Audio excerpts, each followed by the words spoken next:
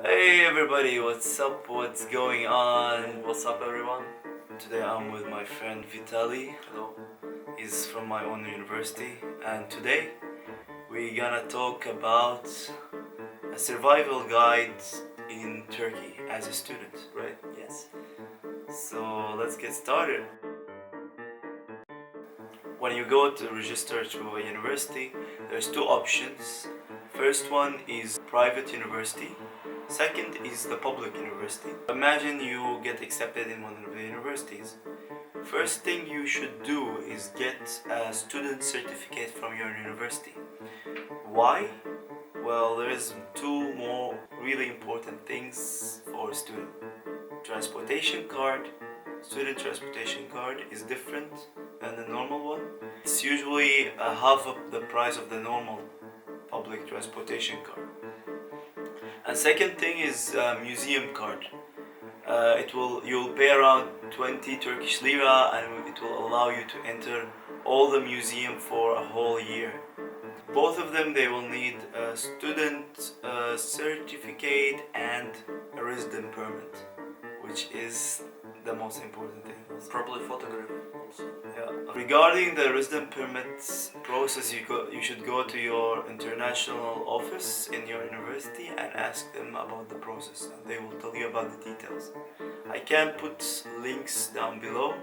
You can follow them out and it might help you. What do you think about the accommodation, Italy? Do you recommend anything? So, well, you can stay either in dorm or rent a flat with your friends, maybe.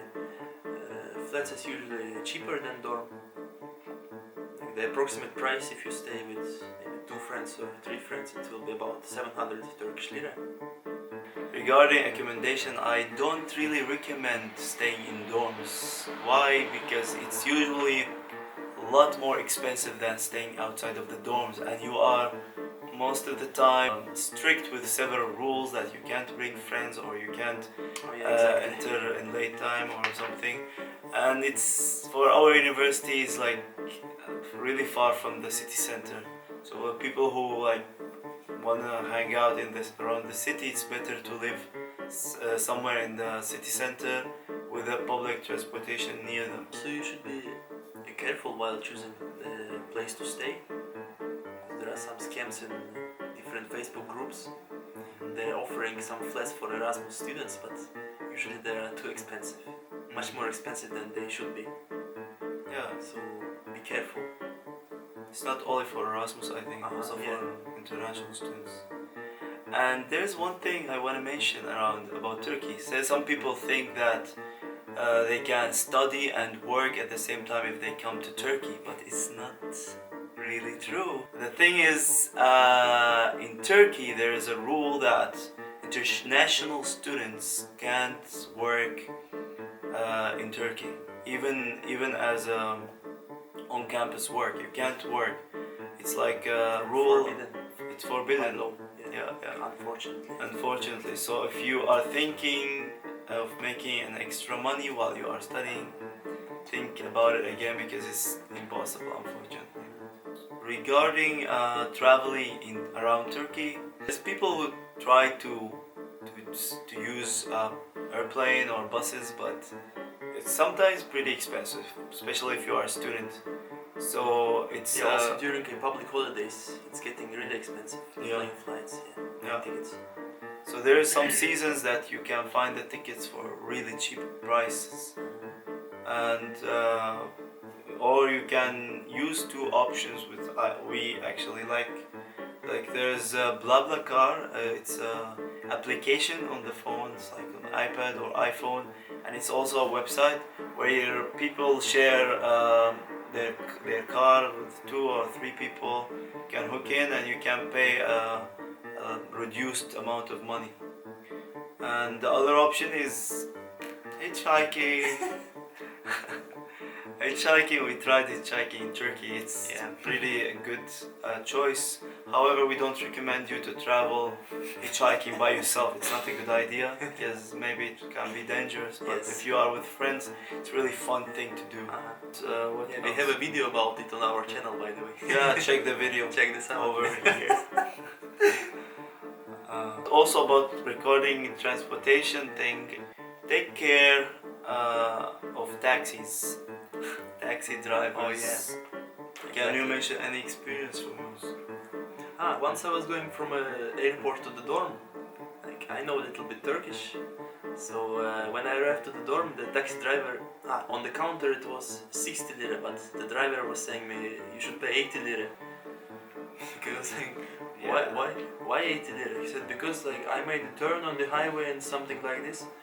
So then I saw my friend, he was passing by, and he is a really big guy, and he speaks Turkish perfectly. Then I called him, hey bro, can you help me to translate? Then the taxi driver got scared probably, and he said, okay man, 60 lira. Yeah, So- I had another also bad experience when I first came to Turkey in Taksim. I was staying there, and I get a taxi from Taksim to Beşiktaş, where the IELTS exam I was supposed to take it, and they charged me 40 lira for going there. And it's closed. It's supposed to be 50 lira maximum. They charge me 40, and they rip me off. So don't trust taxi drivers at all. It's not like only this first experience. I heard a lot of people have a bad experience with taxi drivers in general. So take care and make sure they use the what was this called? Counter, yeah, Counter on the mirror. Digital counter. They show the price. Yeah, it's Yeah. better. And what else? Regarding food. Food is very important. It's one of the actually highest thing when you try to save money. If you save the amount of food, the money that you charge for food, you can save a lot of money. Yeah. Usually when you cook on yourself at your home, you will pay much less if you eat in cafes or restaurants, whatever. There is a really cheap supermarket called Beam or A101. They're cheaper than the others. Usually they offer like Turkish brands, and it's usually cheaper than the other supermarkets. And if you wanna order from outside, you can order using Yemek Sepeti. It's an application and a website that basically it's a delivery from all restaurants in Istanbul, and you can have your food delivered to you in 30 or 45 minutes. Usually I recommend you guys to cook in your house because it's way cheaper and you save a lot of money and you have a lot of food. And try to go to the bazaar, search for the bazaar next to your house. It's usually cost less money, especially if you go to the bazaar around 5 or 6. They are about to close. They usually sell in even cheaper prices. Yeah, also everything is very fresh. Yeah, I didn't go there by the way for so long time. It's like the bazaar sometimes every Sunday, Saturday or Friday, depends. So check, try to search for it next to your area where you will be staying, and see and ask friends of friends always also can suggest you something. Regarding going to a restaurant, what do you think? Any experience? I heard about some scams also on European side of Istanbul, like Taksim area or Sultanahmet area. Like when there is no menu, they can just bring you a bill with a really crazy price. Oh I yeah, heard about this. Oh, yeah. I didn't experience this. I experienced this in Kadıköy. They usually those restaurants, they don't have prices in their menus, and those ones they just let you order, and when they come to the receipt or the bill, they just put the prices they want. And we were like 15 people last time, and they charged us around 700 euro. Oh my god. 700 Turkish lira. But It's crazy. did you pay this? Yeah, we have to pay it. Yeah. Oh my god. We just divide it by ourselves. Among ourselves. Oh shit. So yeah, take care about this. And usually, if you go to a normal restaurant with the menu and everything, make sure that you ask for ikram chai. yes, ikram chai is very important. You have free tea. Yeah. Ikram means like I don't know what does that mean. Kind of a gift. Kind Like of a gift, something yeah. like this. So usually restaurant, Yeah. like the tikka doesn't cost like 2 lira, 1 lira. So usually when you order food, they give you. Often they can give you free tea. Yeah. You can ask for it. And sometimes if you are lucky, and you are a student also, ask for orange indirim. It means student discount. If you somehow told the restaurant, orange indirim istiyorum, I want a student discount, they might give you a discount or a special menu for you as a student. Just try. And yeah, it's usually cheaper and Clothes. yeah. As we know, in Turkey clothes are cheap in general. Yeah. The clothes in the world are produced mainly either in Turkey or China. Yeah. So the cheapest way to buy the clothes, this is Waikiki market. LC Waikiki. LC Waikiki. Brand name. Yeah, clothes are cheap. Yeah, it's a cheaper option and the quality of clothes is pretty good, and if you don't want to buy brands, if you don't care about brands, usually it's a good thing to buy from. Also I heard there is a mall in the European side called Ovium. They sell brand clothes that cheaper in the prices. Like the models they have is old, but they sell it in cheaper prices. So that's a good option. Also you can get some clothes from Lalay area or Merter. It's on European side.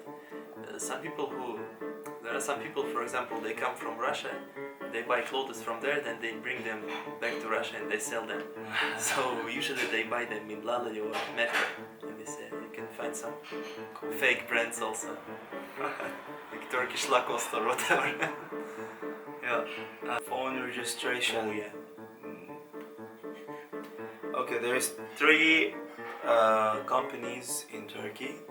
One of them is Turkcell, Avia, and the other is what? Vodafone. Turkcell is the best. Why? Because basically it's everywhere, and they have a higher connection level. And even though they charge much more, maybe a little bit expensive than the other companies, but it's worth it, and they have a pretty good packages. And usually it's like 55 lira if you want to get a SIM card with. No, I think it's cheaper. I think it's 30. Yeah, depends. And usually if you have a phone that you brought from your own country, it's always a good idea to register it, because here in Turkey they have a rule that after a month or 2 or it will be blocked. Your SIM card will be blocked and you can't call anybody. So it's better to go and register it. I will also mention some more information down below in the description. You can check it out how to do this. And what else? It's the bank. Yeah, the bank. Yeah, can you talk about it? Yeah, sure. So if you want to open a bank account, this is the best choice, I think, is FIBA Bank. It's not a big bank. They don't have so many branches or ATMs, but they don't charge the commission when you withdraw the money from ATM of another bank. They don't charge commission at all. Because normally Turkish banks, they charge commission of 5 lira or 6 lira when you withdraw the money from ATM of not your bank. But FIBA Bank does not. So it's like a wallet in your pocket, and yes. they don't charge any commission or something. That's a good thing. Also, not all banks they open accounts for foreigners. Few of them. Yeah. And what else? And regarding if you are coming from the airport, it's faster and easier way to use Havatash bus. Basically it's a big bus that always stops in front of the airport. There is 2 airports in Turkey, one in Istanbul, one in Asian part of Istanbul and one in the European part. and both of them they go to different directions, and it's really faster if you use them instead of using the other transportation methods. Yeah, the price is about 10 lira. Yeah. I think that's it. Thank you, Vitaly, for joining me in this video. Thank you. Yeah, and I hope you guys had a lot of information through this video, and if you have any more ideas or more details information, please put it in the comment down below. Yeah, over there. Yes, and if you like this video, please like and subscribe to the channel. If you have any other question, don't hesitate to ask us. Also, information down below. Yeah, anything you want to say? No, that's it. Yeah. Now you're real cheaper. Ciao. Ciao.